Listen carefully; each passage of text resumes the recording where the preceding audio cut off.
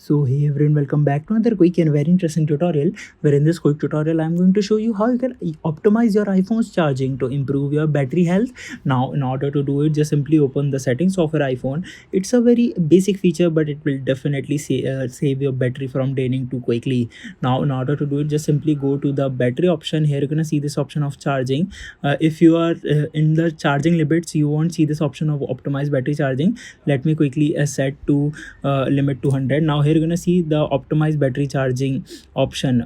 What it does, it will check the cycles of charging, track the charging pattern and optimize the battery charging depending upon those patterns. So it will definitely save you your battery to drain quickly.